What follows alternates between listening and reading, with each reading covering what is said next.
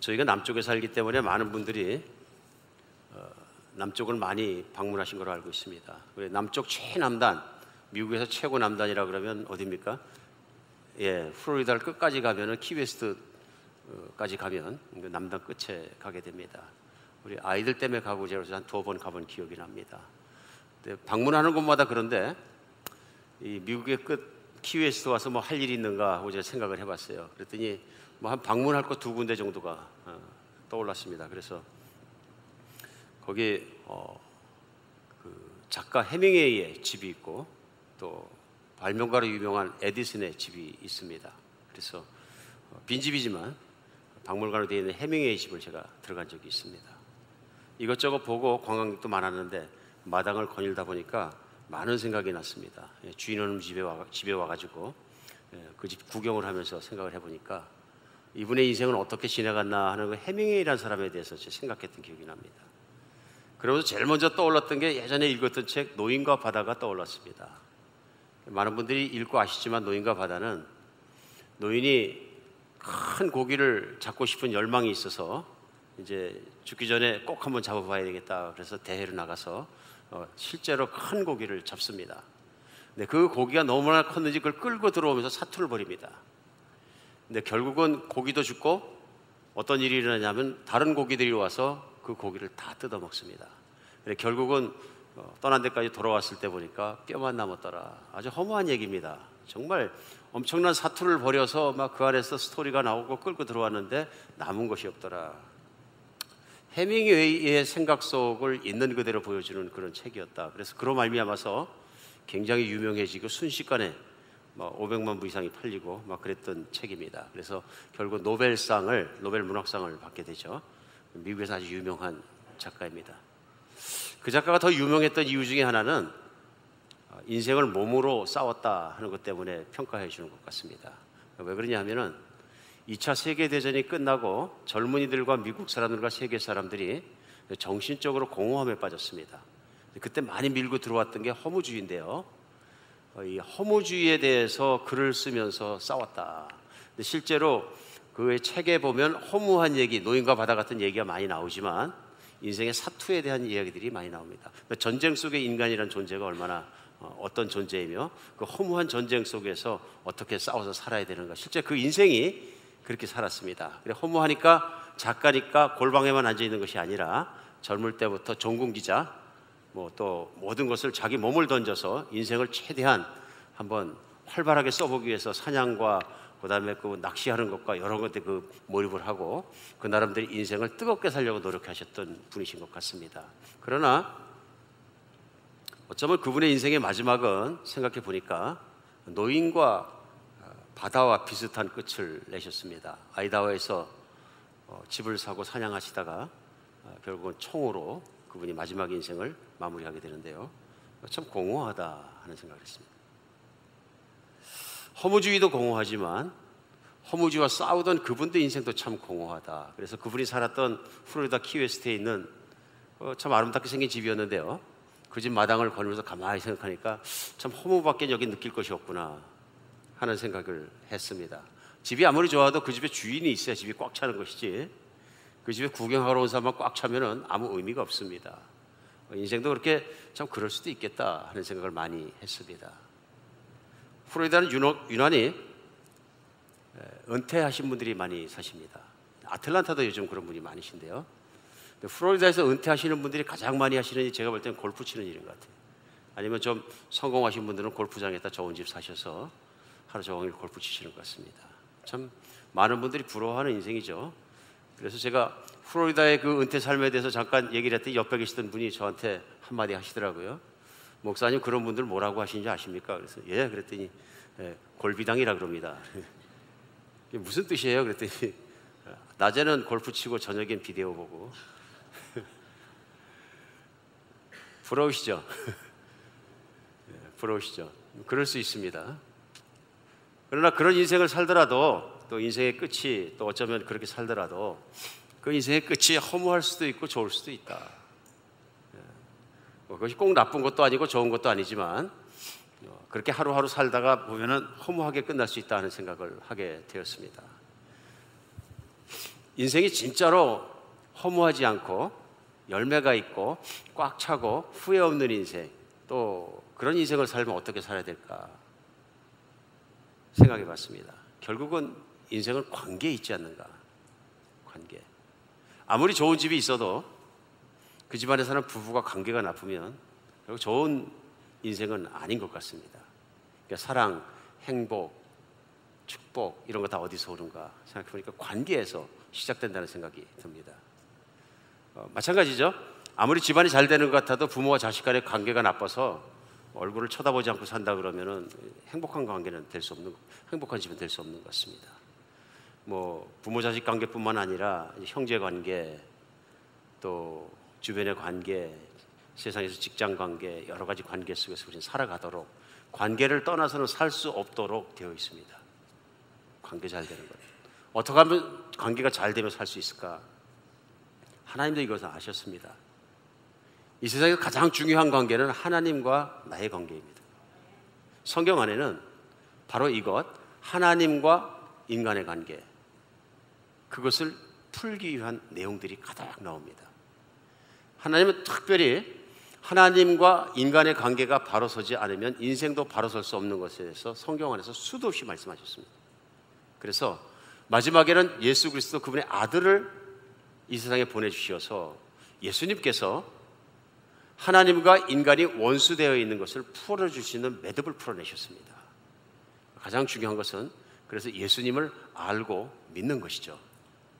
오늘 본문 요한복음 15장은 저는 중요한 중에 중요하다고 생각합니다. 그래서 요한복음 말씀을 아마 오늘부터 시작하면 열매가 풍성한 신앙의 길이란 시리즈 제목을 가지고 오늘 일부입니다만은 요한복음 15장 말씀을 차곡차곡 같이 좀 심도 있게 나눴으면 좋겠다 하는 생각입니다.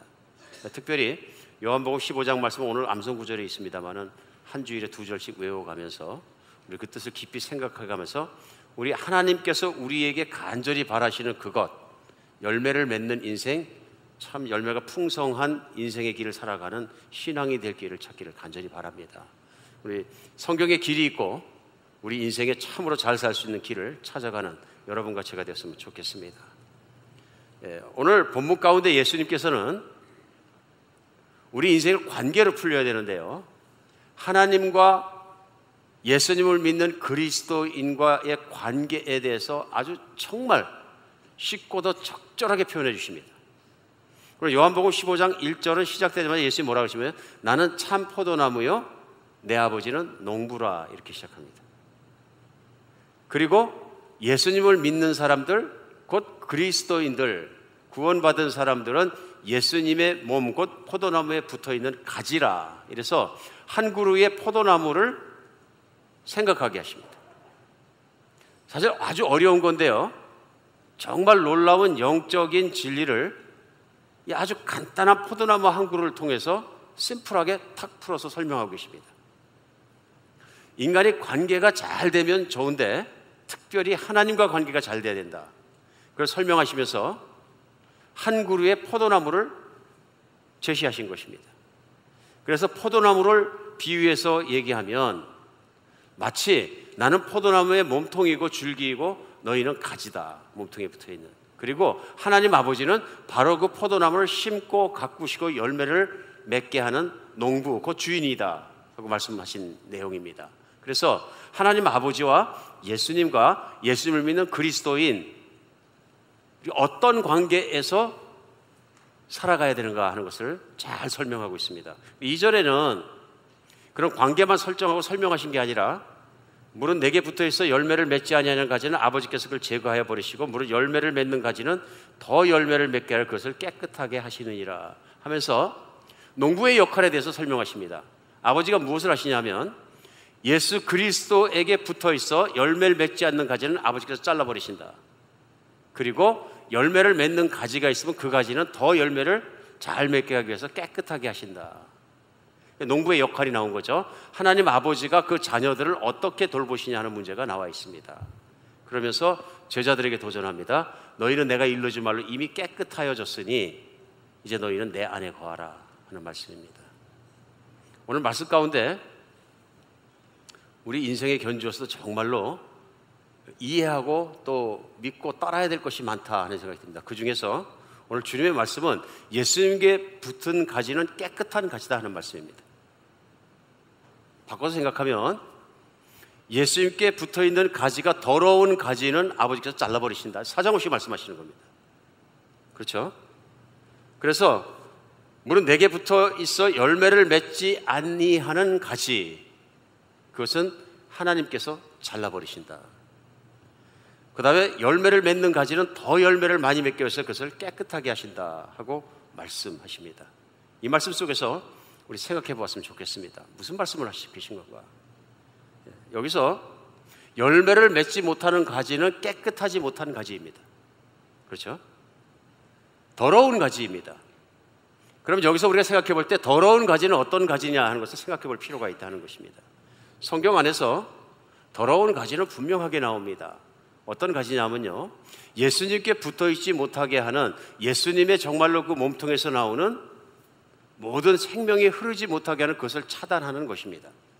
그것이 무엇이냐면 성경에서는 죄라고 말씀하십니다. 죄. 그래서 오늘 특별히 포도나무를 말씀하실 때 우리 성경 안에서, 특별히 구약 성경 안에서 포도나무는 이스라엘을 얘기합니다. 이스라엘을 그렇게 표현할 수가 있습니다. 예를 들면 하나님 아버지가 계시고 하나님 아버지가 이스라엘 백성과 언약을 맺어서 이제 어떻게 되냐면 그 포도나무처럼 하나님께서 돌보신다는 것입니다. 그런데 이스라엘 사람들이 죄를 짓고 하나님 말씀을 떠나버리고 따르지 않자 열매 맺지 못하는 가지가 되었습니다. 열매 없는 가지가 되었습니다. 이거 무슨 얘기냐면은 하나님께서는 하나님께서 원하시는 열매가 있습니다. 인간 마음대로 맺은 열매가 아니라 하나님께서 원하시는 열매가 있다는 것입니다. 근데 이 열매를 맺지 못한 나무가 어디냐면은 이스라엘 나무가 되었다 하는 것입니다. 하나님은 그것을 잘라버리신다 말씀하시는 겁니다. 하나님과 인간의 관계를 순식간에 잘라버리는 것이 무엇입니까? 쉽습니다. 하나님을 거역하는 것입니다. 하나님을 버리는 것입니다. 하나님 등지고 돌아서는 것이고 하나님 말씀을 반대하는 것입니다. 그래서 성경은 하나님께서 이사야를 통해서 이스라엘 백성에게 그 말씀을 하실 때 이사야서 59장 1절로 2절은 이렇게 말씀하셨습니다. 하나님과 인간의 관계를 순식간에 갈고놓은 건데요, 여호와의 손이 짧아 구원하지 못하심도 아니요 귀가 둔하여 듣지 못하심도 아니라 오직 너희 죄악이 너희와 너희 하나님 사이를 갈라놓았고 너희 죄가 그의 얼굴을 가려서 너희에게 듣지 않으시게 함이라. 이렇게. 그러니까 하나님의 손이 짧아서, 하나님이 선하지 않으셔서, 자비롭지 않으셔서, 또 하나님이 백성들이 하는 얘기를 못 들어서 구원해 주시지 못하는 것이 아니라 오직 너희가 지은 죄가 하나님과 너희 사이를 갈라놓았다 이렇게 얘기합니다. 갈라놓았다. 그래서 결국은 그 결과 하나님께서 그 얼굴이 가려서 너희에게서 듣지 않으시게 할 수밖에 없게 되었다. 여기서 하나님과 인간 사이를 자르고 갈라놓고서는 원수처럼 만들어버리는 것은 죄입니다. 죄. 여기서 우리가 그걸 생각하면 죄는 무엇인가 생각할 필요가 있습니다. 죄는 무엇인가? 이 죄에 대해서 사도 바울은 로마서에서 우리가 이해할 수 있게 설명한 내용이 있습니다. 그러면서 로마서 5장 12절에는 이렇게 설명합니다. 그러므로 한 사람으로 말미암아 죄가 세상에 들어오고 죄로 말미암아 사망이 왔나니 이와 같이 모든 사람이 죄를 지었으므로 사망이 모든 사람에게 이르렀느니라. 이 말씀 안에 죄가 한 사람으로 말미암아 시작되었다 이렇게 얘기합니다. 우리 이 말씀 안에서 죄가 어떻게 시작되고 죄가 무엇인가를 쉽게 생각할 수 있다고 믿어집니다. 이 한 사람은 누구냐면 우리가 아는 것처럼 아담입니다. 창세기 3장에는 아담과 이브가 하나님께서 지으시고 에덴 동산에 살 때에 하나님과 막힘없는 관계 속에서, 좋은 관계 속에서 살아갈 수 있었습니다. 그래서 그들에게 하나님은 좋은 열매를 기대하셨는데 창세기 3장에는 그들이 하나님 말씀을 거역하는 선악과를 따먹는 사건이 나옵니다. 하나님 말씀을 순종하지 않고 거역하였다. 그 순간부터 인간 안에 무엇이 들어왔다는 얘기는 죄가 들어왔다. 그럼 죄는 무엇이냐? 하나님 말씀을 따르지 않고 거역하고 자기 뜻대로 가는 것입니다. 그렇죠? 하나님의 말씀의 기준이 있는데 그 말씀을 따르지 않고 내가 내 마음대로 가버리기 시작했을 때 죄는 들어온 것이다. 그것이 또 죄이다. 오늘 그래서 사도 바울은 로마서에서 설명하는 말씀이 아담과 이브가 죄를 지음으로 죄가 세상에 들어왔고, 죄가 없던 세상이었는데요, 죄가 세상에 들어옴으로 말미암아 죄의 결과로 결국 인간은 죽게 되었다. 그래서 세상 안에 사망이 들어오고 이와 같이 이 땅에 살아가는 모든 사람에게도 사망이 들어와서 죽을 수밖에 없는 존재가 되었다. 이렇게 설명합니다.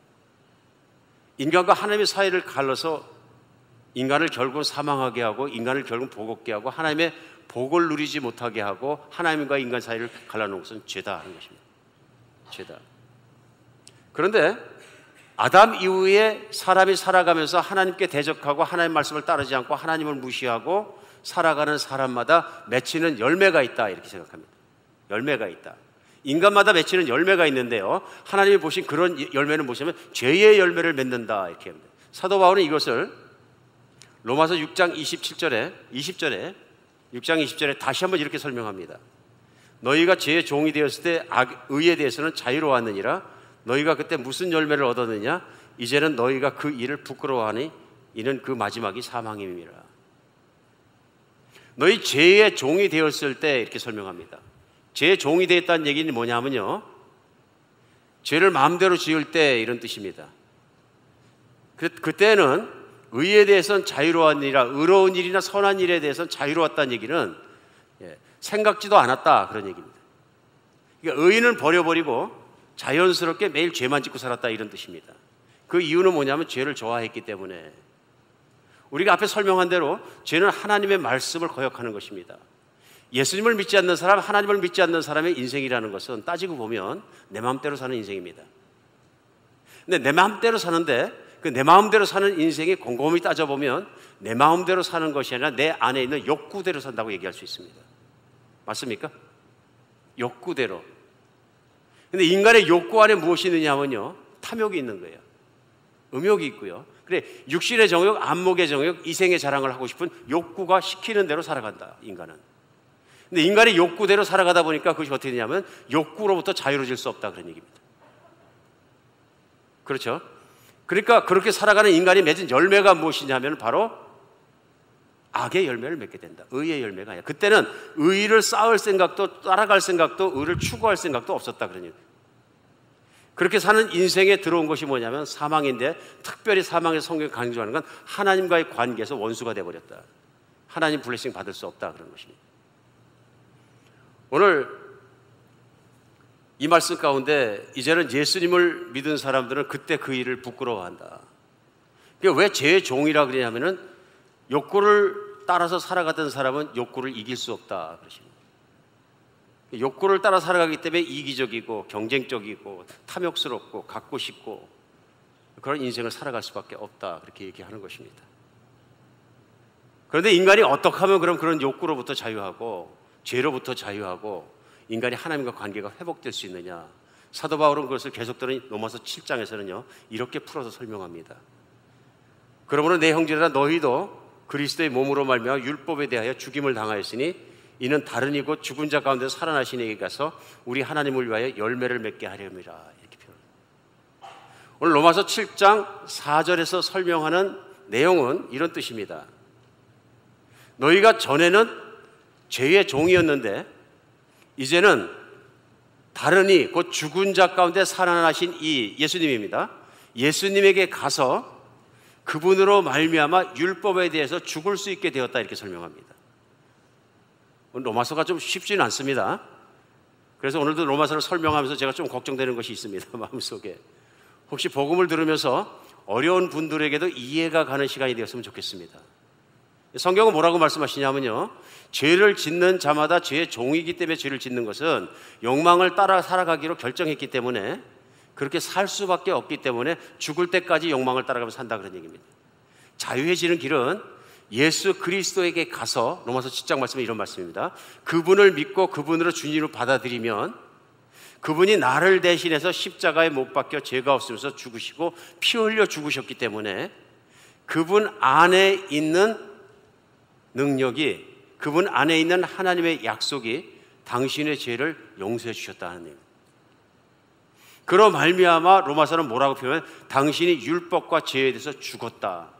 여기서 율법에 대해서 죽었다 이렇게 표현합니다. 그 얘기 뭐냐면 하나님께서는 이스라엘 백성에게 계명을 주셨습니다. 이 지키지 않으면 죽는다 하는 말씀입니다.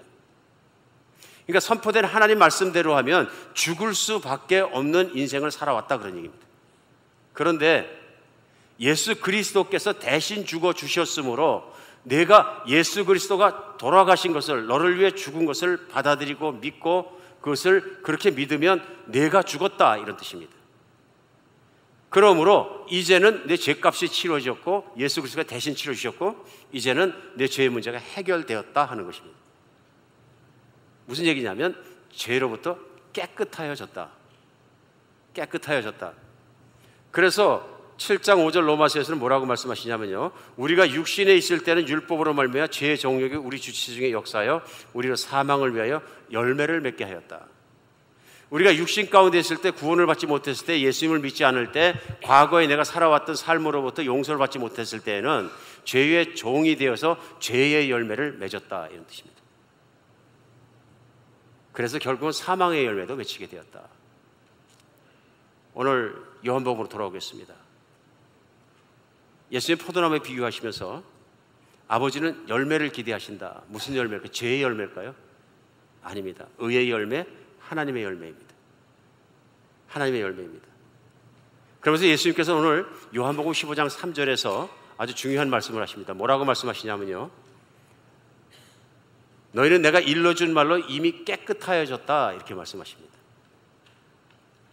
너희는 내가 일러준 말로 이미 깨끗하여졌다. 깨끗한 사람이다. 그러니까 예수님을 믿는 사람, 그리스도인들이 어떠한 사람이냐 하면 예수님을 주인으로 받아들였기 때문에 과거의 죄에 대해서 일절 깨끗해졌는데 그것이 근거가 무엇이냐면 바로 내가 일러준 말, 곧 성경의 말씀이다 지금 말씀하시는 진리로 깨끗해졌다.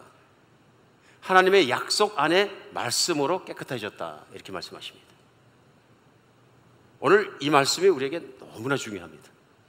왜 중요하냐면 우리 인생이 살고 죽고 바뀌고 하는 모든 것 중에 가장 중요한 것이 하나님을 믿는 하나님의 말씀 안에서 이루어진다 하는 것입니다. 그래서 제일 먼저 중요한 건 예수님께 붙어서 깨끗한 가지가 되는 것이 중요합니다. 어떻게 하면 됩니까? 예수님의 말씀을 믿고 그분이 왜 십자가에 못 박혀 죽으시고 또 어떻게 죽으시고 그 피를 흘려 죽으신 이유가 뭔지를 말씀 안에서 깨닫게 됐고 믿게 되고 그것을 받아들이게 돼서 예수님을 나의 주님으로 받아들이는 것입니다. 나의 구원자로 받아들이는 것입니다. 그래서 받아들이는 순간 나는 정말 옛날에 대해서, 과거에 대해서, 내 옛사람에 대해서 죽고 이젠 하나님의 사람으로 거듭나야 되는 것입니다. 오직 그런 사람에게 하나님은 아버지가 되시는 거예요. 오늘 본문의 표현대로라면 농부가 되어주시는 거예요. 그러니까 예수님은 포도나무이시고요, 참 포도나무이고 나는 이제 예수님께 붙어있는 깨끗한 가지가 되었다. 몸통과 가지가 되었다 그런 말씀이죠. 근데 이 가지가 되었는데 거기서 끝나질 않습니다. 오늘 예수님 뭐라 그러시냐면요, 무릇 내게 붙어있어 열매를 맺지 아니하는 가지는 잘라버리시고 열매를 맺는 가지는 더 열매를 맺게 하여 위해서 어떻게 해요? 깨끗하게 하시느니라 이렇게 하십니다. 이런 말씀입니다. 내게 붙어 있어, 예수님께 붙었는데 깨끗하지 않은 가지는 잘라버리시고 열매를 맺는 가지는 더 열매를 맺게 해서 깨끗하게 하신다 하는 뜻입니다. 오늘 두 번째 말씀 속에 우리 깨달을 수 있는 건 뭐냐면요, 예수님께 붙은 가지는 깨끗한 가지일 뿐만 아니라 깨끗하게 된 가지죠. 깨끗한 가지는 열매를 많이 맺는다는 진리를 전하고 계십니다. 인생 중에 열매를 많이 맺는다. 그런데 이렇게 열매를 맺게 하기 위해서 하나님이 하시는 일이 무엇이냐면 열매 맺는 가지는 깨끗하게 하신다는 것입니다. 교회를 다니면서 오늘 예수님께서는 믿는 사람 안에 말씀하신다고 믿으십니다. 제자들에게 설교하시면서 이 말씀하셨는데요, 깨끗한 가지가 아직 되지 않은 분들도 있을 수 있다. 무슨 얘기냐면요, 구도자가 되어서 예수님이 어떤 분이신가 내가 뭐 알아보고 싶고 생각하고 싶고 하지만 아직은 내가 죄에 대해서 죽고 새 사람으로 태어나고 예수님을 주님으로 받으려고 하는 것이 구체적으로 뭔지 잘 모르겠고 안 믿어진다 하시는 것 같으면 아직은 예수님의 몸에 붙어 있다고 생각할 수는 없는 것입니다. 관계는 무엇이냐면요, 관계는 아직은 잘라져 있는 상태입니다. 그런데 내가 정말로 생각해보니까 나는 죄의 종이고 죄만 짓고 살고 하나님과는 원수고 잘못됐는데 어떻게 하면 그럼 내가 예수님께 붙은 가지가 될 수 있단 말인가? 길은 자명합니다. 내가 말씀에 나와 있는 대로 내 죄를 깨닫고 그것을 하나님 앞으로 가져가서 나를 대신해서 십자가에 못 박혀 죽으신 예수 그리스도를 나의 주님과 구원자로 받아들이는 것입니다. 그러면 하나님의 약속으로 내가 과거의 죄가 예수님으로 말미암아 용서받은 것으로 인정해 주시고 나를 하나님의 자녀로 받아들이실 뿐만 아니라 죄가 없다고 인정해 주시는 거예요.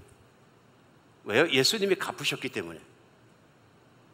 그 순간부터 나에게는 나의 예전 사람은 죽어버리고 이제는 하나님의 자녀라는 새 사람, 곧 그리스도인으로 살게 되었다는 것입니다. 오늘 깨끗한 가지, 세 가지가 되는 것이 중요하고요. 오늘 세 가지에게 예수님이 말씀하시는 것이 있습니다. 그건 뭐냐면 예수님 몸에 붙어 그리스도인이 되었다 할지라도 열매가 많은 가지가 있고 열매가 적은 가지가 있다는 것을 말씀하고 계십니다. 그렇죠? 열매가 적은 가지는 왜 적으냐 하면은 깨끗하지 못하기 때문에 그렇다. 그래서 하나님 아버지께서는 열매를 많이 맺게 하려고 자꾸 깨끗하게 하신다 말씀하시는 것입니다. 오늘 이 말씀 속에 우리 인생을 살아가면서 예수님을 믿는 그리스도인들도 깨끗해지는 것이 얼마나 중요한 것인가 생각하게 합니다. 이게 과연 뭘까요? 저는 여러분과 제가 특별히 하나님 말씀 중에 이것에 주목해야 된다고 생각합니다. 인생을 살아가면서 나는 열매를 많이 맺고 싶다. 그럼 오늘 말씀은 1절에서 4절까지밖에 안 되면 예수님이 클리어하게 말씀하십니다. 깨끗한 가지가 열매를 맺는다 말씀하시는 거죠. 깨끗한 가지라는 건 무엇일까? 물론 쉽죠. 반대입니다. 더러운 가지의 반대말입니다. 더러운 가지는 뭡니까? 열매 맺는 것을 못 맺게 하는, 예를 들면 뭐 생물학적으로는 찐득이가 붙든지 뭐가 붙든지 병충해가 붙든지 괴롭게 하는 것을 얘기합니다. 가지를. 그럼 농부가 이걸 깨끗하게 제거해 버리신다 그런 얘기죠. 그리고 열매를 잘 맺을 수 있도록 도와주신다. 오늘 이 말씀 속에 알 수 있는 건 신앙인에게도 예수님 몸에 붙긴 붙었는데 더러워질 수 있다. 더러워질 수 있다. 그 말씀을 말씀하고 계신다고 믿으십니다. 어떻게 하면 깨끗해질까요? 하나님은 어떻게 깨끗하게 하실까요? 깨끗한 것은 무엇일까요? 저는 오늘 말씀 속에서 우리 답이 있다고 생각합니다. 4절에 예수님께서 내 안에 거하라 나도 너희 안에 거하리라 가지가 포도나무에 붙어있지 아니하면 스스로 열매를 맺을 수 없음 같이 너희도 내 안에 있지 아니하면 그러하리라 이렇게 설명하십니다. 핵심이죠. 깨끗한 가지, 열매를 많이 맺는 가지가 되기 위해서는 나에게 붙어 있으라. 붙어 있는데 너희가 내 안에 있고 내가 너희 안에 있도록 거하라 하고 얘기하십니다. 내가 너희 안에 있고 네가 내 안에 있고 그렇게 살아가라 하고 오늘 설명하시는 것을 볼 수 있습니다. 오늘 이 말씀 속에서 많은 분들이 생각하시죠. 어떻게 그럼 거하게 되는가? 하나님이 이것을 가능케 하기 위해서 예수님의 기도에 따라 아버지 하나님께서 하신 일이 있습니다. 성령을 보내주신 것입니다. 그러니까 예수님은 요한복음에 설명하실 때 성령이 오시면 그는 진리의 영이라 그들이 너희 안에 계시며 그분께서 너희 안에 계시며 그분이 나의 말을 생각나게 하시라 이렇게 말씀하십니다. 성령의 역할입니다. 성령님이 오셔서 예수 그리스도를 우리 안에 거하게 하시고 예수님의 말씀을 생각나게 하시고 그분은 진리라 그분의 말씀, 예수님의 말씀의 진리로 우리를 이끌어 주신다 하는 말씀입니다. 오늘 이 말씀 속에 우리 깨달을 수 있는 건 뭐냐면요, 하나님의 말씀이 그렇게 중요한 거구나 한번 다시 생각해 봐야 됩니다. 말씀으로 너희는 깨끗해져서 내 안에 거하라 하실 때도 예수님께서 우리 안에 말씀으로 거하신다는 것을 알 수 있습니다. 말씀으로. 예수님은 신자와 함께 사십니다. 믿는 사람과 함께 사십니다. 어떻게 해요? 성령의 능력으로 성령의 임재 가운데 안에 계시면서 그 진리이신 성령님께서 진리 곧 말씀으로 다스려 주십니다. 오늘 이 말씀대로 예수님 안에 거하고 예수님은 내 안에 거는 계속적으로 열매 맺는 삶을 살기 위해서 우리에게 중요한 건 뭡니까? 그러면 믿음으로 예수님의 말씀을 우리 생각과 마음속과 인생 속에 담고 살아가는 것입니다. 담고 살아가는 것입니다. 저는 다른 어떤 소원보다도 저 자신도 그렇고 우리 한비전 교인들도 그렇고 한 번도 빠짐없이 24시간 묵상하는 삶으로 살아가는 그런 그리스도인이 되었으면 좋겠다 하는 소원이 가지고 있습니다. 소원이요. 오늘 깨끗한 가지와 더러운 가지가 있는데요, 깨끗한 가지가 되는 길은 한 가지입니다. 예수님께 붙어있는 가지이기 때문에 예수님께 집중하는 것입니다. 예수님의 수액이 흐르고 예수님의 피가 흐르고 예수님의 모든 것이 막힘없이 흐르기 위해서는 그 통로를 막으면 안 되는 것입니다. 막아서는 것들이 있습니다. 뭐냐면 내 안에 있는 욕망들, 내 안에 있는 생각들, 내 안에 있는 세상적인 마음들, 이런 것들이 예수님을 막아서고 있는 것입니다. 이것을 막힘없이 흐르게 해주는 것이 무엇이냐면요, 우리의 생각과 우리의 마음과 우리의 인생이 예수 그리스도의 말씀으로 채워지는 것입니다. 진리로 채워지는 것입니다. 유진 피러슨이라는 목사님이 이 책을 먹으라 하는 책을 쓰셨는데요, 거기 보면 재미있는 실화가 하나 나옵니다. 안톤이라는 사람이 트럭 운전사였는데요, 학교 다니는 것을 별로 탐탁지 않게 생각해서 중학교를 졸업하고 책을 안 읽는다 그럽니다. 이분이 예수님을 깊이 만나고 나서 예수님을 더 알기 위해서 성경책을 열심히 읽었대요. 3번을 읽고요, 그 성경책 안에서 길을 발견한 거예요. 근데 이제 이분이 믿으니까 그 아내였던 메리도 이제 교회를 더 열심히 다니고 예수를 믿으려고 노력하게 되는데요, 이 메리는 사실은 어릴 때부터 부모님을 따라서 계속 교회를 다녔던 모태신앙인이었다, 그런 얘기입니다. 그런데 같이 말씀을 나누다 보니까 부인 메리가 신앙생활은 오래 했지만 하나님을 말씀 안에서 깊이 의지하고 믿고 채우지 않고 살아가는 걸 발견하게 됐어요. 그러다 보니까 이 메리는 뭐 퀘스천도 많고 의문도 많고 의심도 많고 받아들이지 않고 막 그런 상태가 드러나기 시작. 말씀이 들어가니까, 막연하게 믿는다고 생각하는 것이 말씀이 들어가니까 자기 안에 있는 것이 드러나기 시작하는 거죠. 그래서 그때마다 말씀으로 자기가 아는 대로 남편이 설명을 해줬는데 메리가 자꾸 이해가 안 간다 그러는 거예요. 그러니까 안 되겠으니까 유진 피러슨 목사님, 담임 목사님과 모셔가지고 설명을 좀 해주라 그럽니다. 이번엔 유진 피러슨 목사님이 설명을 해줬는데 메리가 아직도 이해가 안 간다 그러는 거예요. 남편이 옆에 있다가 답답하니까 얘기했습니다. 메리, 그대로 살아야 돼.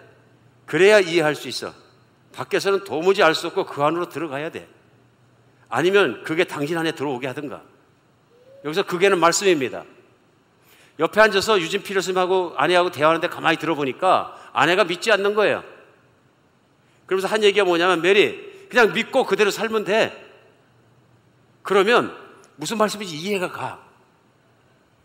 믿고 그 말씀을 나보다 소중하게 생각하고 따라가니까 이해가 가고 하나님을 더 알게 되는 거지, 내가 이해가 다 갔기 때문에 그게 그렇게 사라지고 믿어지는 게 아니야.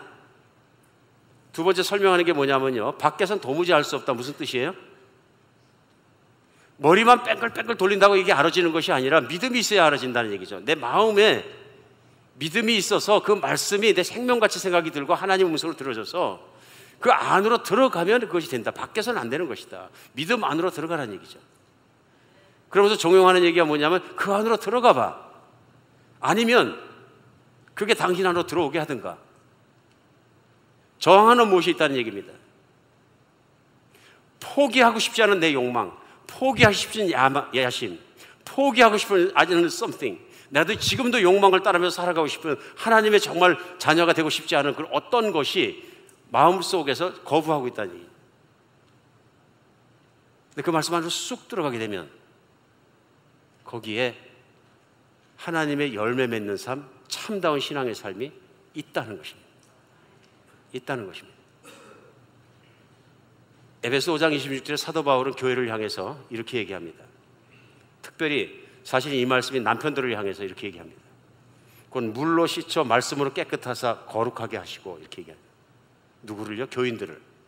물로 씻어 말씀으로 깨끗하게 하사 거룩하게 하시고, 남편들아 아내 사랑하기를 그리스도 예수께서 교회를 사랑하신 것 같이 하라.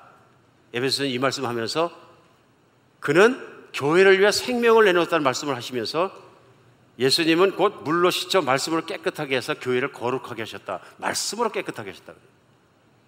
그렇게 한 것처럼 남편들도 아내를 사랑하라, 이렇게 말합니다. 그랬을 때 교회를 씻어주시는 것은 말씀으로 씻어주시는 거예요. 교인을 씻어주시는 건 말씀으로. 왜냐하면 말씀은 진리이기 때문입니다. 진리이기 때문입니다. 예수님께서요, 오늘 포도나무 비유에서 요한복음 15장에서 너희는 내 안에 거라 하시면서 너희는 내 말로 깨끗하셨다고만 하시는 것이 아니라요, 여기서 내 말이라고 하시는 말씀은 성경 전체 말씀을 말씀하십니다.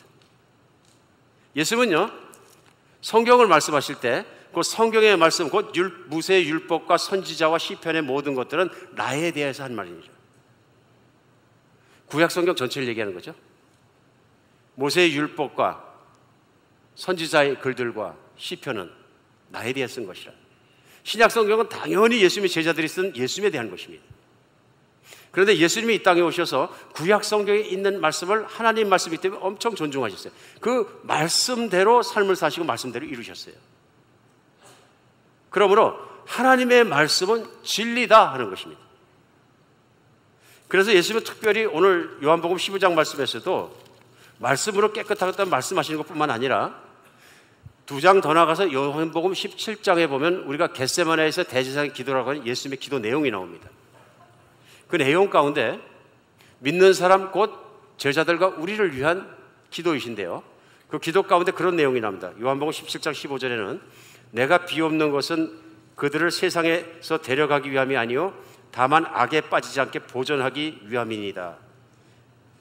예수님이 하나님 아버지께 이 땅에 있을 때 간절히 기도하는 이유는 그들 곧 제자들을 뿐만 아니라 기도 중에 말씀하신 건 제자들 뿐만 아니라 제자들로 말미암아 나를 믿는 자들을 위해서 기도하십니다. 그들을 세상에서 악으로부터 보존하기 위하여, 악에 빠지지 않기 위해서 기도합니다. 16절 내가 세상에 속하지 아니한 것 같이 그들도 세상에 속하지 아니하였나이다. 17절 그들을 진리로 거룩하게 하옵소서. 그 진리 이퀄 무엇이냐면 아버지의 말씀은 진리니이다. 하나님의 말씀, 성경의 말씀은 진리니이다. 말씀으로 그들을 거룩하게 하시고 말씀으로 그들을 깨끗하게 하시고 말씀으로 그들을 세상의 악으로부터 세상으로부터 보존하여 주옵소서. 이게 예수 그리스도의 간절한 기도고, 그 기도에 따라서 하나님은 진리의 영이신 성령을 보내주시고 믿는 사람 속에 계셔서 말씀을 따라 살게 하셨다는 것입니다. 너희는 내 안에 거하라. 이 말씀이 이루어지기 위해서 우리가 분명히 신앙인들은 살아가야 될 것이 있습니다. 하나님 말씀이 내 안에 거해야 합니다. 나도 하나님 말씀 안에 살아야 합니다. 얼마큼 거해야 되느냐? 24시간 거해야 되는 것입니다. 언제까지? 내 생각과 내 마음과 내 삶 전체가 하나님 말씀으로 꽉 찰 때까지. 얼마나 오랫동안, 영어로다가는 오늘 내 안에 거하라는 말씀은 remain in me 합니다. remain은 계속되는 것입니다. 계속되는 것입니다. 그것이 삶이 되게 하라. 말씀이 내 안에 거하게 하고 내가 말씀 안에 거하라. 내가 내 안에 거하라. 나도 내 안에 거하리라. 그렇게 계속 살면 예수 그리스도로부터, 말씀으로부터, 진리로부터 나오는 모든 것을 따라 내가 살게 되고 하나님이 원하시는 천상에서 하나님께서 보내주시는 천상의 열매를 주렁주렁 맺게 될 것이다. 그것은 뭐냐면 모든 선한 것과 거룩한 것과 깨끗한 것과 아름다운 것과 최고의 인간이 맺을 수 있는 그 모든 것을 다 맺게 될 것이다. 믿으십니까? 나는 이 열매를 맺어야지 이렇게 노력하는 것이 아니라 나는 예수님께 붙어 있어야지, 예수님이 내 안에 계시지, 예수님 말씀이 내 안에 있고 하루 종일 주님을 생각하고 하루 종일 묵상하는 사람이 된다면 그 사람의 삶의 열매는 자동이라고 시편 1편 우리가 배운 1절로 3절 가운데서도 말씀하시는 겁니다. 여호와의 율법을 주야로 묵상하는 사람은 마치 시냇가에 심긴 나무가 철을 따라 열매를 맺으며 그 하는 모든 일이 다 형통과 같은 복이 임한다 하는 것입니다. 오늘 말씀 속에 우리 분명히 깨달을 수 있는 것이 있습니다. 그래서 뭐냐면 말씀 안에 거해야 되는 것입니다. 말씀이 나를 장악해 하셔야 되는 겁니다. 우리 새벽 기도에 한비전교회가 열심을 내시기 시작하는 것을 감사히 생각합니다. 첫 새벽을 드리면서 기도하고 첫 새벽을 드리면서 말씀 앞에 나가고 첫 새벽에 말씀을 채우고 주님으로 채워지고 주님을 생각하고 하루를 승리할 수 있는 기반이 됩니다. 새벽 기도 나오실 수 없으면 하나님 말씀을 보지 않고 말씀을 생각하지 않고 기도하지 않고 하루를 시작하지 않았으면 좋겠습니다. 하루의 시작이 어떻게 되냐에 따라서 우리 인생이 결정될 수도 있습니다. 많은 경우에 그렇습니다. 나는 하나님 음성도 잘 듣고 하나님도 잘 만나고 좀 하나님 은사도 받고 막 성령으로 뜨거워지고 살고 싶다 간절히 사모하는 분들 제가 많이 만납니다. 제가 묻습니다. 성경을 읽으십니까? 성경을 묵상하십니까? 그건 별개라고 생각하십니다. 아닙니다. 성령이 충만해진 건 진리로 충만해지는 것이고 그리스도로 충만해지는 건 그리스도의 말씀이 내 안에 충만해지는 것입니다. 우리는 하나님 말씀을 들으려고 노력합니다. 근데 많은 분들이 귀로 들으려고 하십니다. 환상으로 보려고 노력하십니다. 여러분, 하나님의 음성은 이미 하나님의 말씀이 내 안에 가득 차서 아침부터 밤에까지 하루 종일 온통 말씀으로 붙잡히게 되면 그 말씀 안에 계시는 하나님이 드러나십니다. 예수 그리스도의 인격이 나오시고 예수 그리스도의 성품이 나오시고 예수 그리스도의 진리가 나오고 그 안에 모든 것이 스며 나오면서 그 예수 그리스도의 인격이 내게 말씀하시는 거예요. 그게 진짜입니다. 그렇게 살다 내 마음속 깊은 곳에 주님께서 직접 하시는 말씀이 있고 그렇게 들어서 따라가는 것이 진정한 성령 충만이고 하나님 따라가는 것입니다. 성령 충만의 결과는 한 가지입니다. 열매를 맺는 것입니다. 무슨 열매요? 성령의 열매, 진리의 열매, 말씀의 열매를 맺는 것입니다. 만약에 말씀으로 충만하지 않고 성령으로 충만하지 않고 살아간다면 어떤 일이 생각하면 우리 생각과 마음 속에 인생 속에 세상에 있는 것, 욕망적인 것이 가득 차게 돼서 세상 사람들이 이쪽이라면 이쪽으로 갔다 그러면서 결국 세상 사람들이 맺는 열매나 비슷한 열매인데 그것이 뭐냐면 죄의 열매, 악의 열매 그런 것들. 이기적이고 탐욕적이고 음란하고 욕망만 채우려 하는 그것을 쫓아가게 된다는 것입니다. 오늘 내가 만약에 곰곰이 생각해 볼 때 나는 생각해 보니까 하나님이 원하시는 성경에서 말씀은 의의 열매를 맺기보다는 거룩한 열매를 깨끗한 인생을 살기보다는 이쪽이 더 많은 것 같아, 반대쪽이. 그럼 내가 어디 붙어 있는가 한번 생각해 보십시오. 그게 막연하면 나는 말씀을 얼마나 사랑하고 얼마나 보며 얼마나 내 생각과 마음속을 하나님의 말씀을 채우는가 생각해 보십시오. 나는 목사도 아닌데 가르칠 것도 아닌데 아닙니다. 예수를 믿는 사람은 전부 다가 예수입니다. 사도 바울이 이렇게 얘기합니다. 예수 믿는 사람은 자기를 위해 사는 사람이 하나도 없고 이렇게 얘기합니다. 목사나 선교사만 그런 것이 아니라 예수 믿는 사람은 자기를 위해 사는 사람이 하나도 없고 누구를 위해? 예수를 바라보며 예수께 붙고 전적으로 예수만에 살아간다. 그 사람은 자기를 위해 살지 않고 자기 아내를 위해 살고 자기 남편을 살고 가족을 위해 살고 이웃을 위해 살고 교우들을 위해 살고 잃어버린 영혼들을 위해 살아간다. 자기만을 위해 살아가는 것, 이게 타락한 근성 죄의 종 때 나온 거거든요. 마귀는 끊임없이 얘기하면 너만을 위해 살아야 행복하다. 심지어는 배우자도 이용하려는 사람들이 나오는 것입니다. 한 사람을 사랑하지 못하는 거죠. 한 지붕 안에 사는데 한 사람도 사랑하지 못하는 사랑의 능력을 잃어버린 망가진 인간이 나오는 것이죠.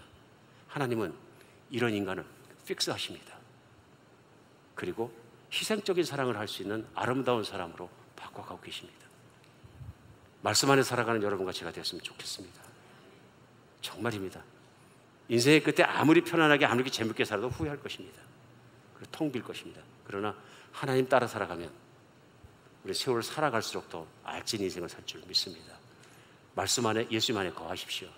기도하겠습니다.